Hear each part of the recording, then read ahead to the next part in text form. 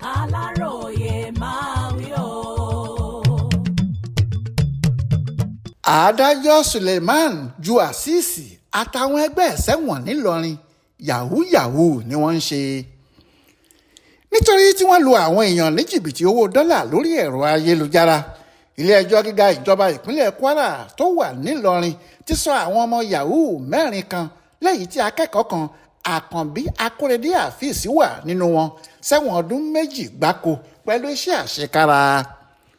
Lọ́jọ́ ajé Monday ọjọ́ 9 oṣù kejìlá ọdún yìí làwọn onídàájọ́ méjì ọ̀hún Suleman Àkànbí àti Alimatu Saliman tí wọ́n jẹ́ adájọ́ ilé ẹjọ́ náà dá sẹ̀ríà ọ̀hún fún wọn lẹ́yìn tí àjọ tó ń gbógun ti ìwà jìbìtì àti ṣíṣe owó ìlú mọ̀kùmọ̀kù Economic and Financial Crimes Commission EFCC ti fi páńpẹ́ òfin gbé wọn tó sì gbé wọn lọ sílé ẹjọ́.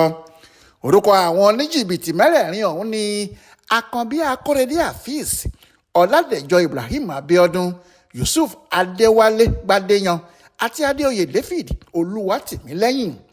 Àwọn mẹ́rẹ̀ẹ̀rin ni wọ́n gbà pé àwọn jẹ̀bi nígbà tí akọ̀wé kóòtù ka ẹ̀sùn jìbìtì tí wọ́n fi kàn wọ́n sí wọn létí. Èyí ló mú kí agbẹjọ́rò EFCC rọ adájọ́ láti jẹ àwọn olùjẹ́jọ́ náà níyà láì fàkókò ṣòfò rárá. Àwọn onídàájọ́ méjèèjì sọ gbogbo wọn sẹ́wọ̀n ní ìbámu pẹ̀lú bí jìbìtì kálukú wọn ṣe lágbára tó.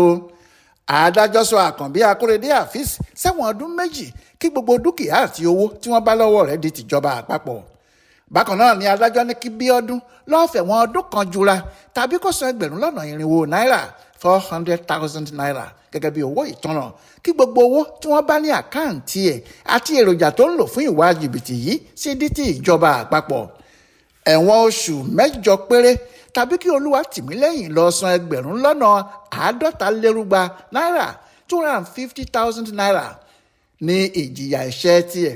Wọ́n ní kí Azeez náà lọ máa gbálẹ̀ àyíká kóòtù fún ọ̀sẹ̀ 2 péré kí gbogbo èròjà tí wọ́n bá lọ́wọ́ ẹ̀ di ti ìjọba àpapọ̀.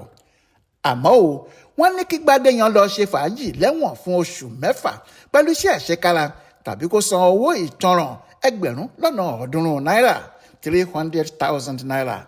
Yàtọ̀ sí pé wọn yóò ṣẹ̀wọ̀n, ilé ẹjọ́ tún pa àwọn oníjìbìtì yìí láṣẹ láti dá owó tí wọ́n fi jìbìtì gbà lọ́wọ́ àwọn ẹni ẹlẹ́ni padà sápò ìjọba àpapọ̀. Bákan náà ló gbẹ́sẹ̀ lé ẹ̀rọ ìbánisọ̀rọ̀ wọn.